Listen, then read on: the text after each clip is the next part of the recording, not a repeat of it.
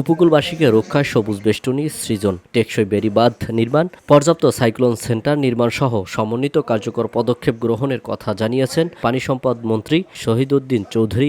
তিনি বলেন, প্রকৃতির সঙ্গে যুদ্ধ করে উপকূল অঞ্চলের মানুষকে বেঁচে থাকতে হয়। ঘূর্ণিঝড়, জলোচ্ছ্বাস, সাইক্লোন, বন্যা ও প্লাবনের হাত থেকে উপকূলকে বাঁচাতে ঐক্যবদ্ধভাবে কাজ করা প্রয়োজন। সকালে জাতীয় প্রেসক্লাবে উপকূলীয় উন্নয়ন ফাউন্ডেশন আয়োজিত ভয়াল 29 এপ্রিল 91 স্মরণে উপকূল বাঁচলে বাংলাদেশ বাঁচবে শীর্ষক জাতীয় সেমিনারে প্রধান অতিথির বক্তব্যে তিনি একথা বলেন। আমরা উপকূলীয় অঞ্চলের মানুষ,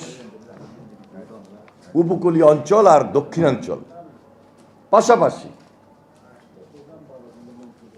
আজকে খাল খনন কর্মসূচিটা আমরা হাতে নিয়েছি।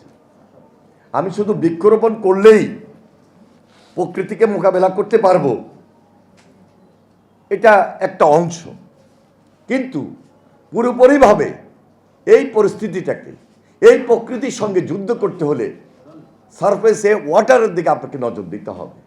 যার কারণে প্রেসিডেন্ট জিয়ার যে জনপ্রিয় কর্মসূচি খাল খনন কর্মসূচি, সেই দিকে আমরা নির্বাচনী প্রতিশ্রুতি অনুযায়ী বেশি জোর দিয়েছি। সরকারের এই মন্ত্রী বলেন, বাংলাদেশ ভৌগোলিকভাবে পৃথিবীর 6টি মারাত্মক দুর্যোগপ্রবণ এলাকার অন্যতম। ভূগর্ভস্থ পানির যে লেয়ার দিন দিন নিচে নেমে যাচ্ছে, সবচেয়ে বেশি কঠিন বিপদে পড়বো আমরা উপকূলীয় অঞ্চলের মানুষ।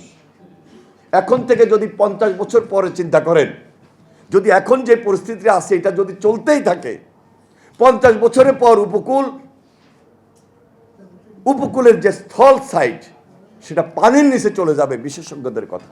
প্রধানমন্ত্রী তারেক রহমানের নেতৃত্বে সরকার শহীদ রাষ্ট্রপতি জিয়াউর রহমানের খাল খনন কর্মসূচিকে পুনরুজ্জীবিত করেছে। আগামী 5 বছরে 20,000 কিলোমিটার নদী, খাল, পুকুর এবং জলাধার খনন ও পুনর্খনন করা হবে। এছাড়াও 5 বছরে 25 কোটি বৃক্ষরোপণ করা হবে, যা উপকূলীয় অঞ্চলে সবুজ বেষ্টনী তৈরি করবে বলেও জানান এই মন্ত্রী।